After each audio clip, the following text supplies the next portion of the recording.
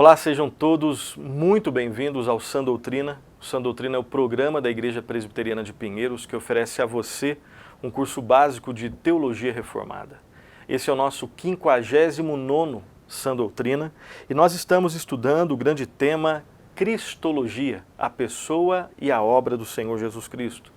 Mais especificamente, nós estamos estudando a doutrina da expiação. E no programa anterior, no programa 58, você pode entrar na nossa playlist, acessá-lo, enfim, compartilhar os programas Sã Doutrinas com aqueles irmãos que gostam de aprender um pouco mais ou que precisam aprender um pouco mais de teologia, fique à vontade. No programa anterior, nós começamos a estudar a doutrina da expiação e nós vimos 3 subtópicos, 3 subtemas dentro desse tema, a doutrina da expiação. Nós estudamos a definição, nós vimos, estudamos juntos a definição de expiação, a causa motivadora da expiação e a necessidade da expiação. No programa de hoje, dando continuidade, programa de hoje, de número 59, nós estudaremos a natureza da expiação.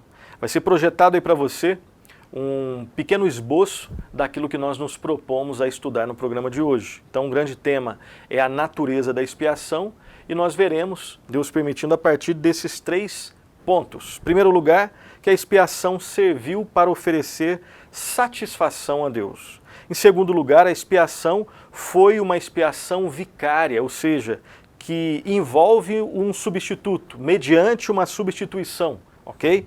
Em terceiro lugar, nós veremos que a expiação incluiu a obediência ativa e passiva de Cristo Jesus. O que é isso? O que significa esses conceitos? Qual é a distinção que nós podemos fazer? Nós nos propomos a estudar isso hoje. Então, sem mais delongas, vamos então ao nosso primeiro ponto dentro dos nossos estudos aí, dessa segunda parte da doutrina da expiação. Vejamos então que a verdade de que a expiação serviu para oferecer satisfação a Deus. O que significa isso?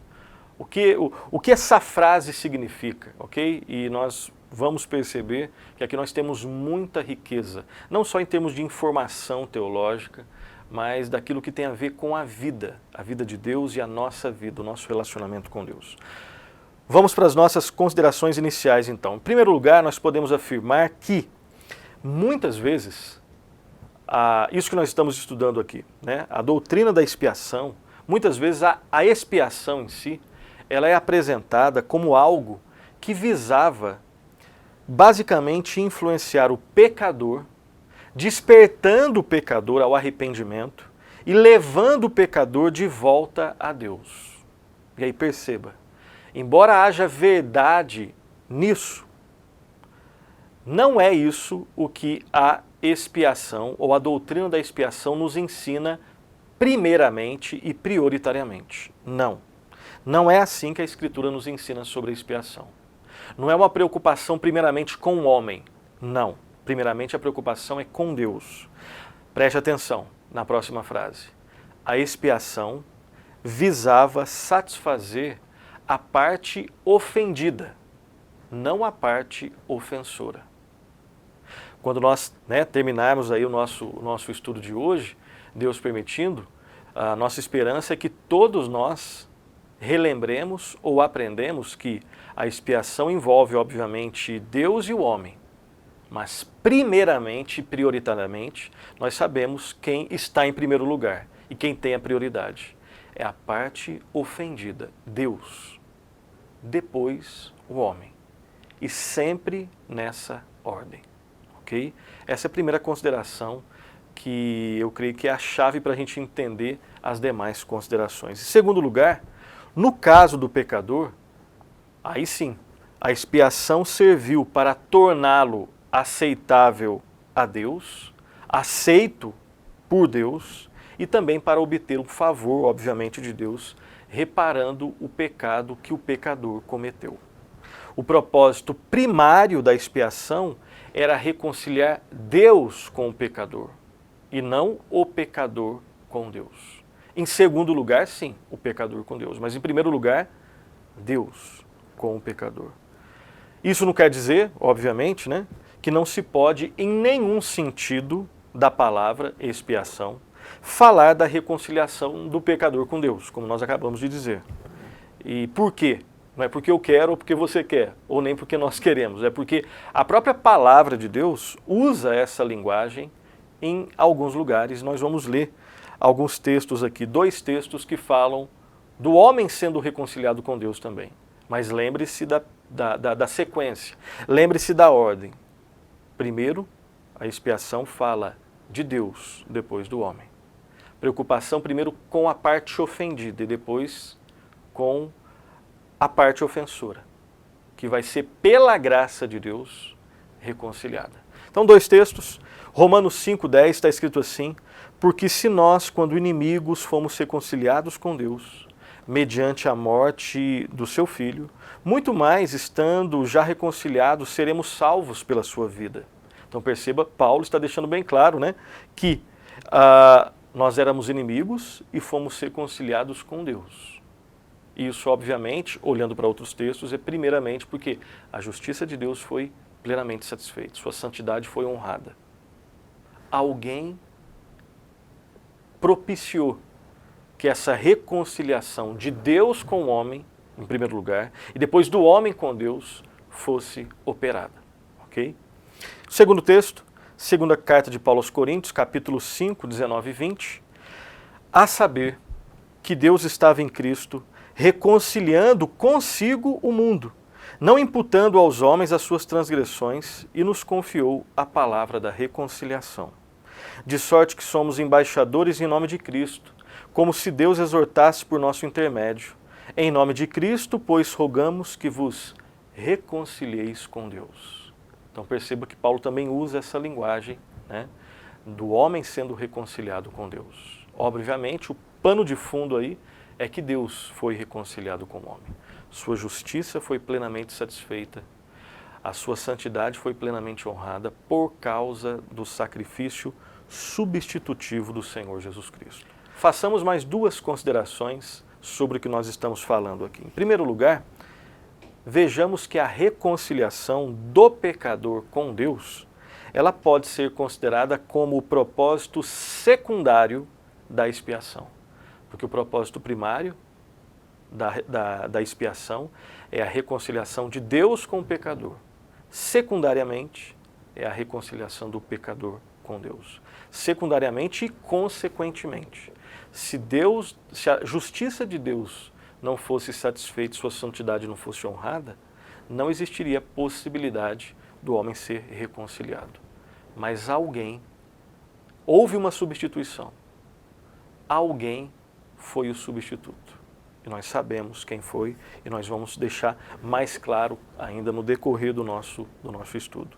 E uma segunda consideração, encerrando esse primeiro ponto, né, a relação que existe entre expiação e a justiça de Deus sendo plenamente satisfeita, é que o Deus reconciliado, preste atenção, ele justifica o pecador e opera no coração do pecador de tal maneira, pela ação do Espírito Santo, para que o pecador ponha de lado a sua ímpia alienação, o seu ímpio afastamento de Deus, e isso agora fica de lado pela graça de Deus, pela ação do Espírito Santo, e agora ele entre na posse dos frutos da expiação de Cristo. Pela graça de Deus, o pecador é convertido. O Espírito Santo toca no coração dessa pessoa. Agora existe arrependimento, ele responde com arrependimento e fé, que só é possível pela ação do Espírito Santo. E agora a alienação, o ímpio afastamento de Deus é colocado de lado, é resolvido. E agora esse pecador arrependido e crente no Senhor Jesus Cristo, ele tem a posse dos frutos da maravilhosa expiação do Senhor Jesus Cristo. E assim nós encerramos esse primeiro ponto do nosso estudo. A verdade de que a expiação, ela serviu para oferecer satisfação a Deus. Segundo lugar, vejamos agora a verdade de que a expiação, ela foi uma expiação vicária. O que significa isso? vicária, vicário não são termos que nós utilizamos no nosso dia a dia, mas é um termo teológico extremamente rico, de forma que não existe salvação, não existe redenção sem a expiação vicária de Cristo. E o nosso ponto aqui é que a expiação foi uma expiação vicária. O que significa isso? Em primeiro lugar, isso significa que foi uma expiação que envolveu substituição, envolveu um substituto. Então, quando nós falamos em expiação vicária, quando nós falamos, lembrando do título do nosso segundo ponto aqui, que a expiação foi uma expiação vicária, nós estamos falando que a expiação foi uma expiação que envolveu substituição, envolveu um substituto. E guarde isso, não existe redenção sem substituição. Não existe salvação sem substituição e, obviamente, sem um substituto. Não existe salvação sem Deus nos salvando mediante a pessoa e a obra de Cristo Jesus, na cruz do Calvário, sua vida, seu ensino, sua morte, sua ressurreição. Ok?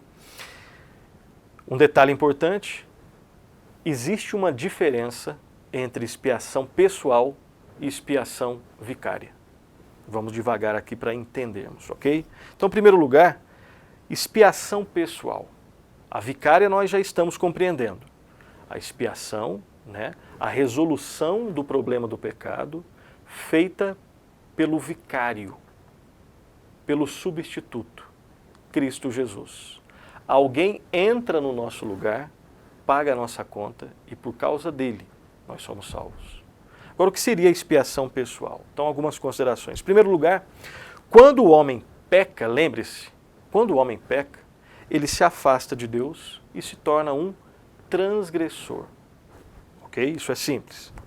Nesse estado de transgressor, ele obviamente deve satisfação a Deus. Tenha ele consciência disso ou não, concorde ele com isso ou não. Não são as regras do homem que regem o universo. São as regras do legislador, do grande Deus. Então, nós habitamos uma realidade criada por Deus e nós fomos criados por Deus. De forma que quando nós pecamos contra Deus. Nós nos afastamos de Deus. Nós transgredimos a lei de Deus. Tudo é sobre Deus. E nós devemos satisfação a Deus. Quer concorde com isso ou discorde disso. Tenha consciência disso ou não. Ok? Esse homem transgressor, que deve satisfação a Deus, para expiar o seu pecado, teoricamente, ele deveria sofrer eternamente.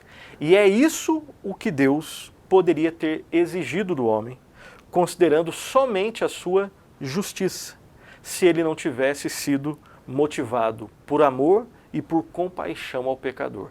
Se Deus exercesse somente a sua justiça, não exercesse o seu amor, a sua compaixão, a sua graça, a sua misericórdia e aplicasse somente a sua justiça, o homem seria condenado eternamente. E o problema do pecado, de alguma forma, seria resolvido nesses termos. Só que o homem não seria salvo. O homem não seria salvo.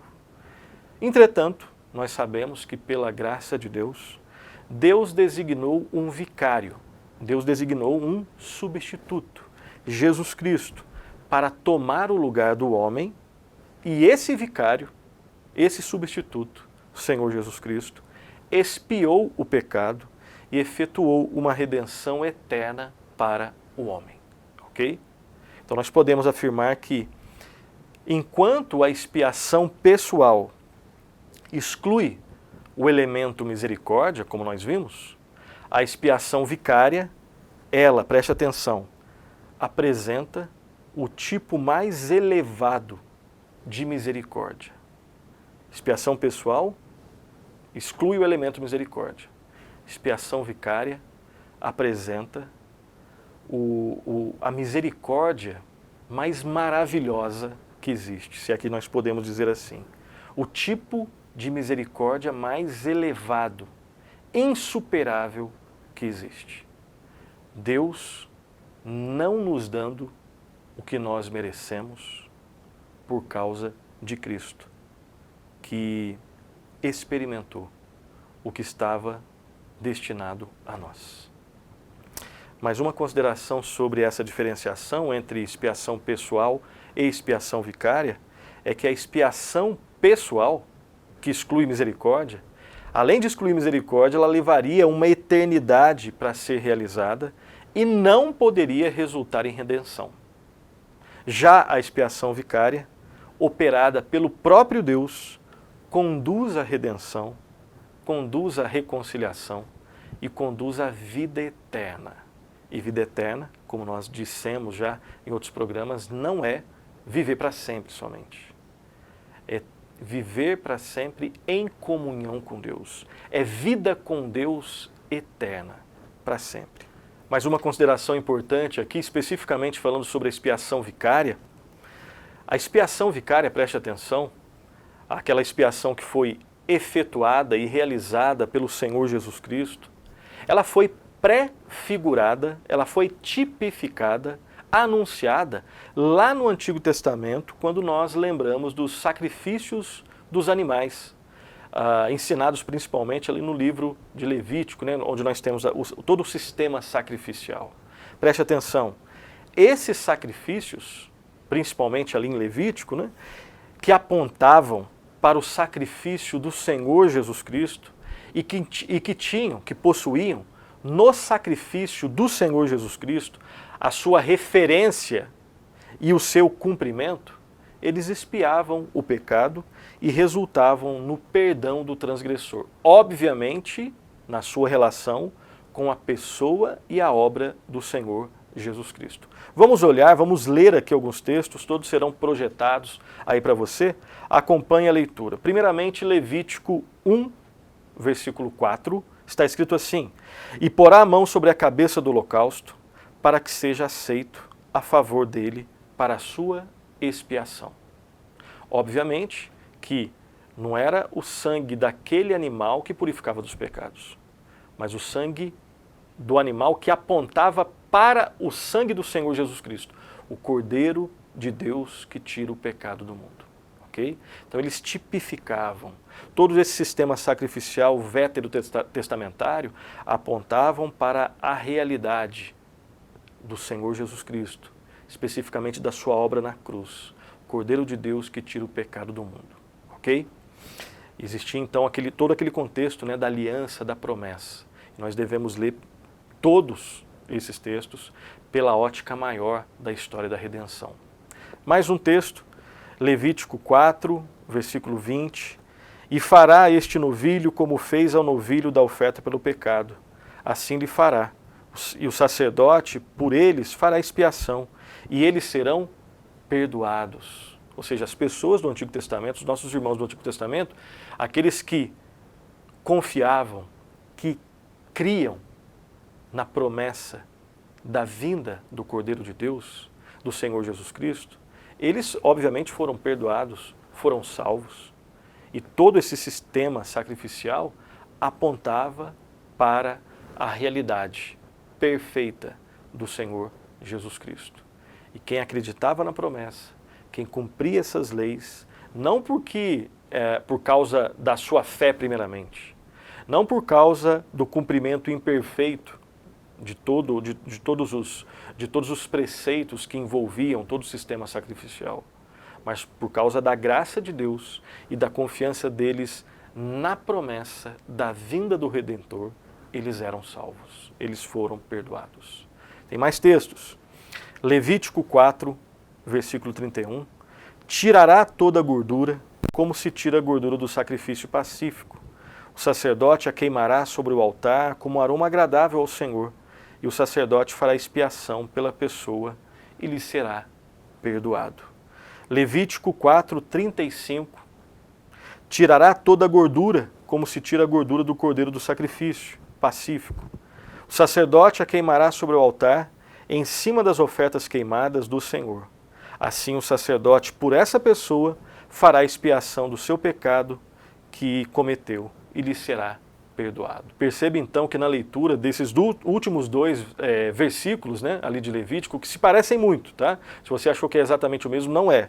Primeiro nós lemos ali Levítico, o penúltimo texto, no Levítico 4:31, depois Levítico 4:35, eles se parecem bastante, mas tem alguma diferença em termos de tamanho, tá? Mas ambos apontam para a certeza do perdão, para a certeza de que aquelas pessoas, elas foram perdoadas. Não, obviamente, por causa do sangue dos animais, mas por causa do sangue do Senhor Jesus Cristo, o Cordeiro de Deus, para quem apontava todo esse sistema sacrificial.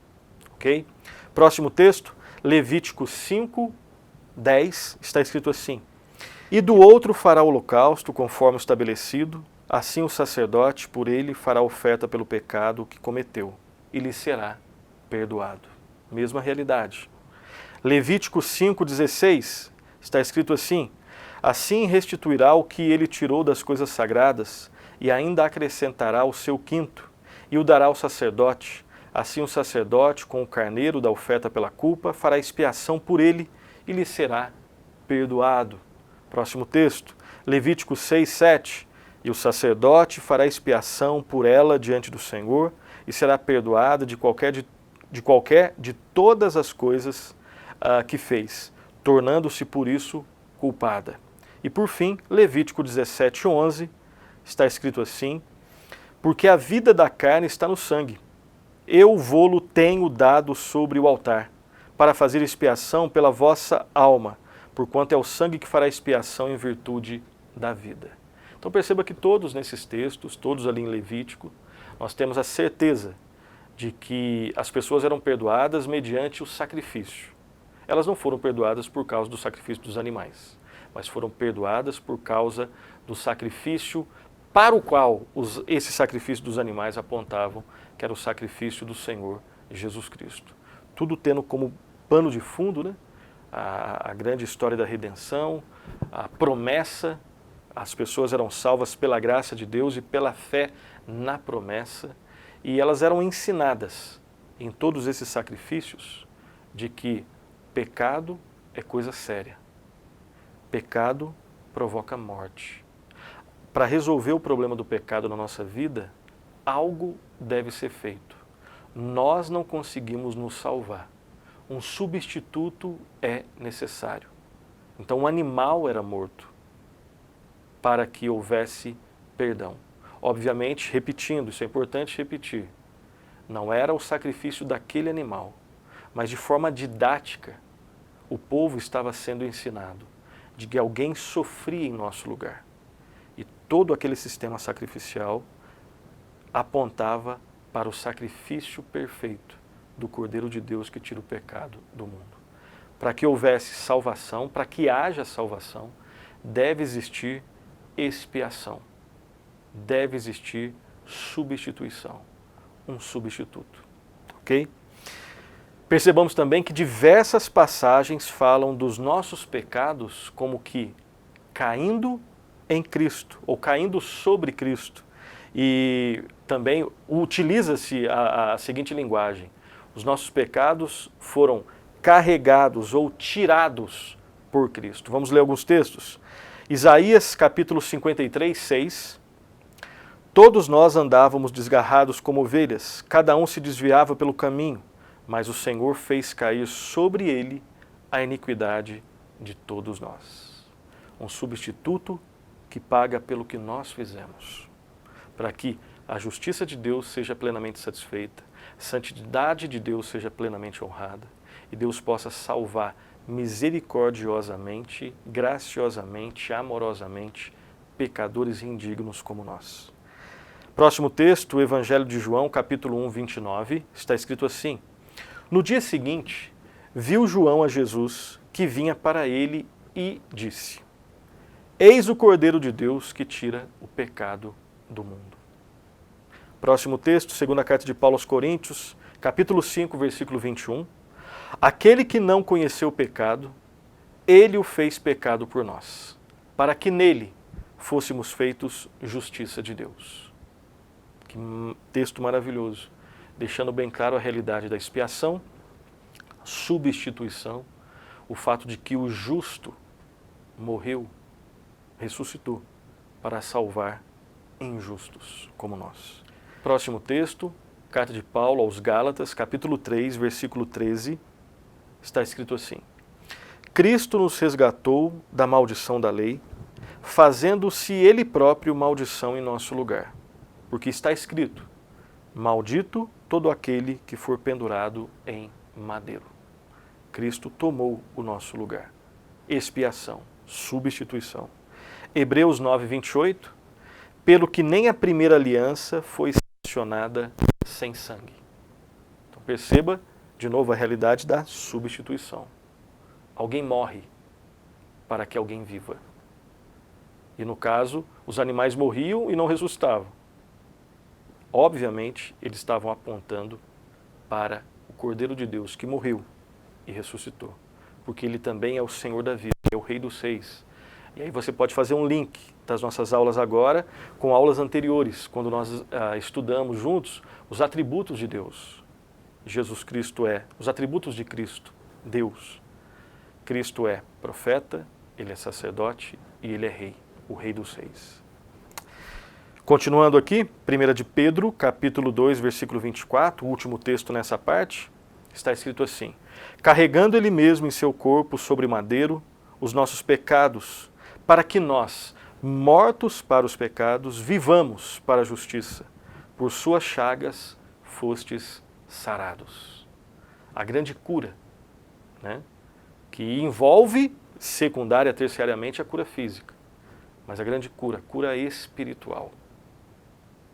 Né? Em termos metafóricos, por causa da doença, que é o pecado, o grande médico resolve essa doença.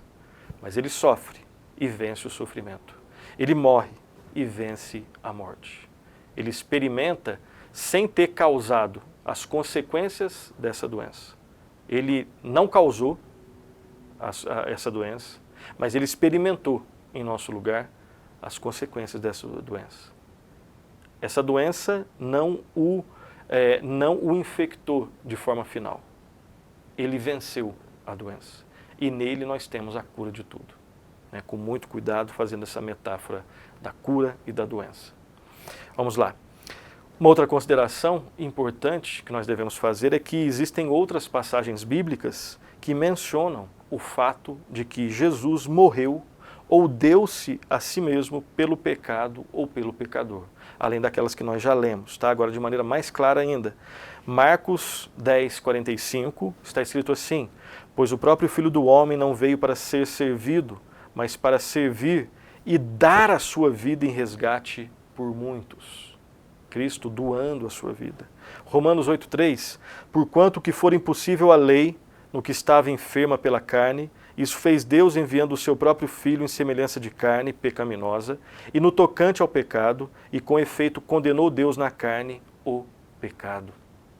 Próximo texto, Gálatas 1,14, o qual, aqui falando obviamente de Cristo, né, o qual se entregou a si mesmo pelos nossos pecados, para nos desarraigar deste mundo perverso, segundo a vontade de nosso Deus e Pai. De novo, a realidade da substituição.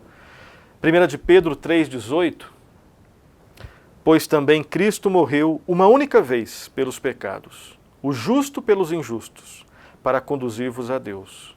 Morto sim na carne, mas vivificado no Espírito. E por fim, 1 de João 2,2, obviamente um texto que está falando de Cristo, e ele é a propiciação pelos nossos pecados. Propiciação, né, é aquele que nos torna favoráveis, aquele que resolve o problema do pecado e nos torna favoráveis a Deus. Então, relendo, e ele é a propiciação pelos nossos pecados, e não somente pelos nossos próprios, mas ainda pelos do mundo inteiro. Ok? Terminamos assim então a nossa segunda parte, que deixa bem claro, né, o segundo ponto dos nossos estudos. Estamos estudando Cristologia, mais especificamente estamos estudando a doutrina da expiação. Vimos que a expiação está relacionada à satisfação da justiça de Deus, prioridade é Deus, depois é o homem. Né? Nós vimos, terminando esse segundo ponto aqui, que a expiação foi uma expiação vicária, ou seja, que envolve substituição, que envolve o substituto. Vejamos agora, né, no último ponto aqui dos nossos estudos, que a expiação inclui a obediência ativa e passiva do Senhor Jesus Cristo. Vejamos então o que significam esses termos, obediência ativa e obediência passiva. Então, de forma bem simples e clara, atenção, a obediência ativa de Cristo consiste em tudo o que ele fez para cumprir a lei de Deus em favor dos pecadores, porque essa era uma condição para se obter a vida eterna. Então, obediência ativa, aquilo que Cristo fez ativamente cumprindo a lei de Deus em favor dos pecadores, como condição para se obter a vida eterna. Quando nós falamos de obediência passiva de Cristo, é uma obediência que consistiu em tudo que ele sofreu em lugar dos pecadores, para pagar a penalidade dos pecados e assim quitar, resolver a dívida de todo o seu povo. Então, a obediência ativa consiste naquilo que Cristo cumpriu para obedecer à lei de Deus. Essa era uma condição para se obter a vida eterna. E Cristo cumpre tudo isso ativamente. Então, existem os mandamentos e Cristo cumpriu todos eles em lugar, em favor dos pecadores. Obediência passiva, tudo aquilo que ele sofreu no lugar dos pecadores, quitando a dívida impagável, mas que ele paga. Nós não conseguiríamos pagar, mas ele sofre em nosso lugar, ele paga a nossa dívida, a dívida de todo o seu povo. Obediência ativa, obediência passiva, tá? Um comentário importante, tá, para a gente entender esses termos aí.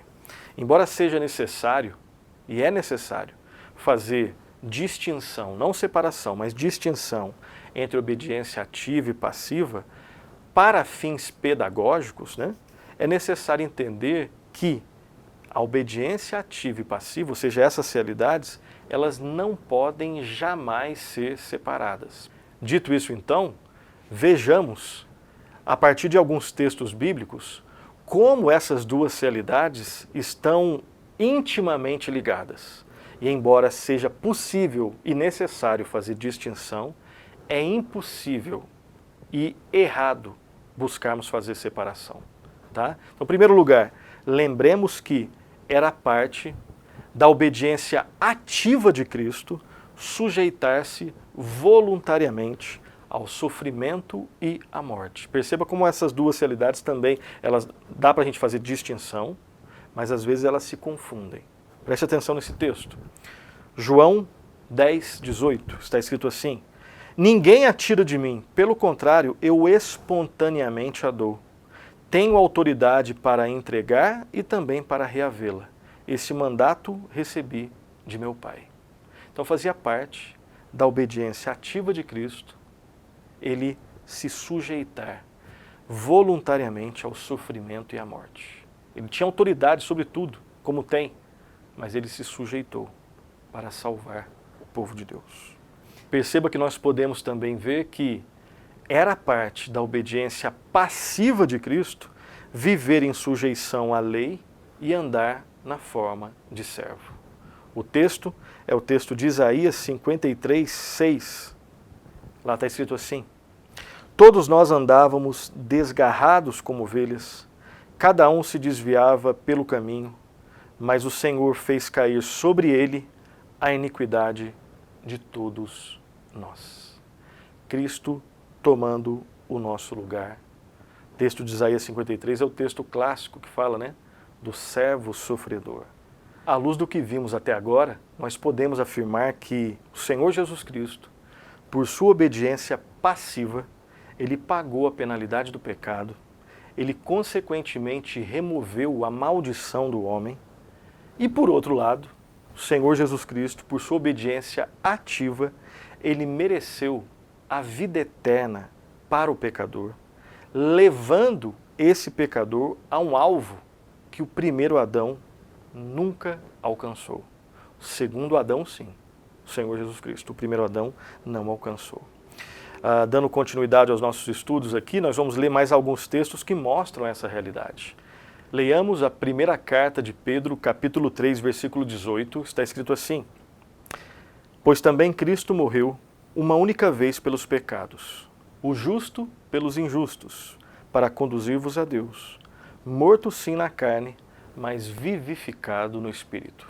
Nós já lemos esse texto no início dos nossos estudos, estamos lendo novamente, porque ele é um dos textos centrais para falar dessa substituição, do sacrifício que Cristo fez, que envolveu a sua obediência ativa, sua obediência passiva, né, que nós não podemos separar, embora seja possível fazer e necessário fazer em algum momento alguma distinção. Próximo texto, 1 de João, capítulo 2, versículo 2, está escrito assim: E ele é a propiciação pelos nossos pecados, e não somente pelos nossos próprios, mas ainda pelos do mundo inteiro. Novamente um texto, né? Nós estamos lendo pela segunda vez, e que fala da realidade de que em Cristo nós temos tudo aquilo, toda a realidade necessária e suficiente para perdão, a redenção, onde os nossos pecados, em quem os nossos pecados são expiados, em quem a justiça de Cristo é plenamente satisfeita, sua santidade é plenamente honrada, e nele nós temos misericórdia, graça, amor e perdão e tudo que nós precisamos. Próximo texto, Romanos 8,4. A fim de que o preceito da lei se cumprisse em nós, que não andamos segundo a carne, mas segundo o Espírito. Perceba que nesse texto de Romanos 8,4, nós somos ensinados, entre outras coisas, de que em Cristo nós temos o cumprimento da lei. Ninguém é salvo porque obedece à lei. Pela lei nós somos condenados. Nós somos salvos pela graça de Deus em Cristo Jesus, o único que cumpriu toda a lei. Agora nós não olhamos para a lei como uma forma de obter salvação, porque isso é loucura. Mas nós sabemos que nós somos salvos somente pela graça de Deus, pela fé no Senhor Jesus Cristo. Devemos nos arrepender dos nossos pecados e crer no Senhor Jesus Cristo. E agora, porque somos salvos, nós olhamos para a lei com gratidão a Deus e buscando cumpri-la para glorificar a Deus. Ok? Continuando aqui, próximo texto, Romanos 10, 3, 4. Porquanto, desconhecendo a justiça de Deus e procurando estabelecer a sua própria, não se sujeitaram a que vem de Deus, porque o fim da lei é Cristo, para a justiça de todo aquele que crê. A lei aponta para Cristo. A lei sempre aponta para Cristo. O fim da lei é o Senhor Jesus Cristo. Ok? Claro que nesse texto nós poderíamos falar mais coisas, né? Mas por questão de tempo, estamos chegando ao final, vamos parar por aqui. Mais dois textos, tá? Gálatas, capítulo 4, versículo 4 e 5, está escrito assim: Vindo, porém, a plenitude do tempo, Deus enviou o seu Filho, nascido de mulher, nascido sob a lei, para resgatar os que estavam sob a lei, a fim de que recebêssemos a adoção de filhos. Então, Cristo, ele é o único que cumpriu a lei.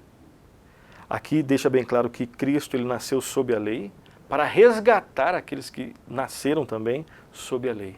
A fim de que, qual era o propósito? A fim de que nós, que não conseguimos nos salvar pela obediência da lei, nós recebêssemos a adoção de filhos, né, pela qual clamamos Abba, Pai. Deus é o nosso Pai.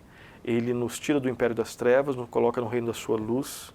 Ele perdoa criminosos como nós, mediante a perfeição do sacrifício de Cristo. Ele não nos dispensa, ele nos chama para morar na sua casa. Nós, de criminosos, nós agora somos filhos, por causa de Jesus Cristo.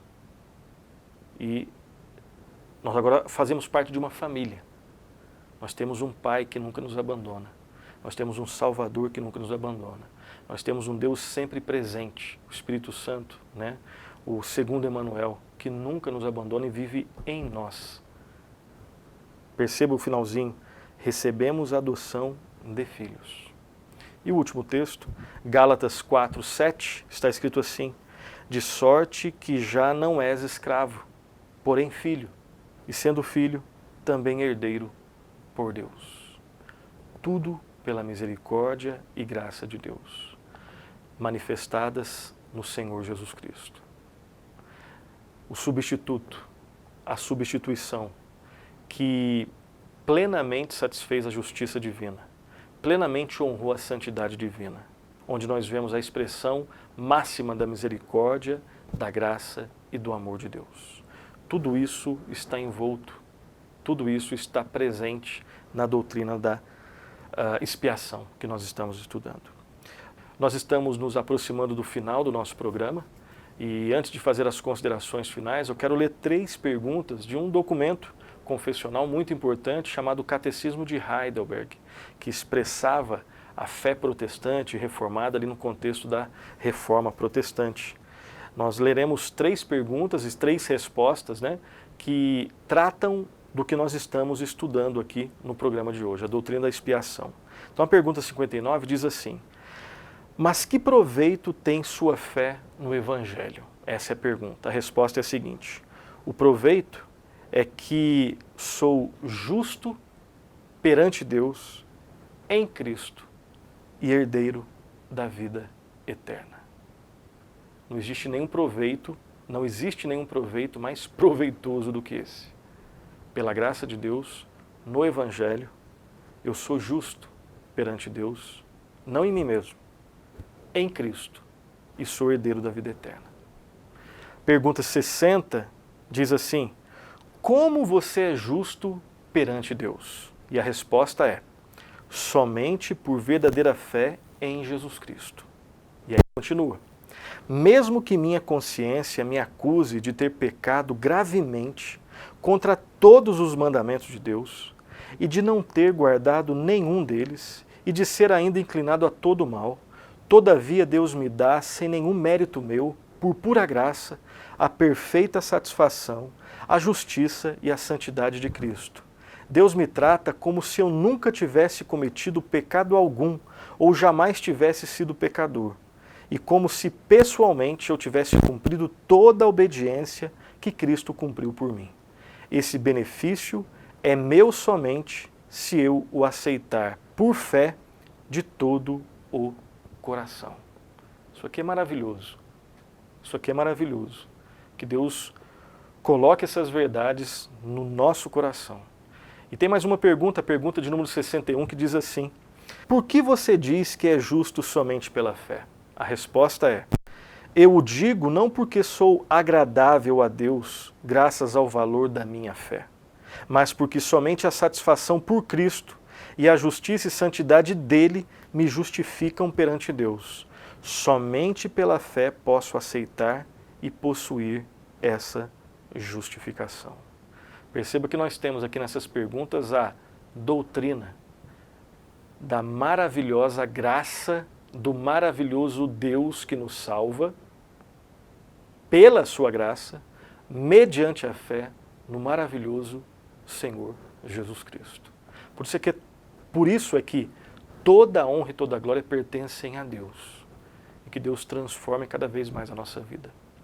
Terminamos com as seguintes considerações finais e aplicações. Em primeiro lugar, não há salvação sem expiação, ou seja, sem a resolução do problema do pecado. Tem mais. Não há salvação sem substituição e não há salvação sem um substituto. A doutrina da expiação vicária de Cristo é central para a salvação e para a fé cristã. Segundo lugar, a doutrina da expiação, ela revela atributos de Deus. Espero que você tenha percebido ao longo do nosso estudo. Revela, por exemplo, o atributo da sua santidade, a sua justiça, a sua misericórdia, a sua graça e o seu amor. E perceba que na obra de Cristo, na cruz do Calvário, sua obra vicária, substitutiva, perfeita, suficiente, irrepetível, redentora, nós vemos todos esses atributos. Terceiro lugar, a doutrina da expiação ensina que a justiça de Deus foi satisfeita plenamente e que a sua santidade foi plenamente honrada também. Deus nunca negocia essas realidades. Quarto lugar, a doutrina da expiação ensina também que o homem, o ofensor, não consegue de forma nenhuma resolver o problema do pecado. e a sua situação diante de Deus. Ele consegue piorar a sua situação. É o próprio Deus, nesse caso, e nós vimos isso, a parte ofendida que provê a expiação. Pela graça, mediante a fé em Cristo Jesus. Glória somente a Deus. Em penúltimo lugar, lembre-se que a doutrina da expiação, ela ensina que o Senhor Jesus Cristo, ele sofreu em nosso lugar e ele obedeceu em nosso lugar. Aqui nós temos, fazemos relação àquilo que nós estudamos, daqueles dois conceitos, a obediência ativa e a obediência passiva do Senhor Jesus Cristo. E por fim, em último lugar, lembre-se que na cruz do Senhor Jesus Cristo, nós vemos a justiça, a santidade, a graça, a misericórdia e o amor invencível de Deus sendo manifestados perfeitamente a um só tempo. Sendo assim, saiba que somente no Senhor Jesus Cristo nós temos verdadeiro perdão, verdadeira purificação e verdadeira redenção de forma completa. Somente em Jesus Cristo nós somos aceitos pelo Pai Santo, pelo Pai justo, pelo Pai de misericórdia e de graça. Sendo assim, creiamos em Cristo, lutemos juntos com Cristo e descansemos no Senhor Jesus Cristo. Nele, no Senhor Jesus Cristo, nós temos tudo o que nós necessitamos, nessa vida e na eternidade. Nós terminamos então esse nosso programa de número 59. Eu quero só fazer uma indicação bibliográfica para que você possa aprofundar o que nós vimos aqui de forma panorâmica, tá? A Teologia Sistemática do Franklin Ferreira e do Alan Miatti, da editora Vida Nova. Aqui tem um capítulo específico que fala sobre a expiação. Vale muito a pena a leitura. Próximo programa, Deus permitindo, nós daremos continuidade aos nossos estudos cristológicos, falando sobre a doutrina da expiação e falaremos especificamente, Deus permitindo, sobre a extensão da expiação. Até lá, bons estudos e que Deus muito abençoe.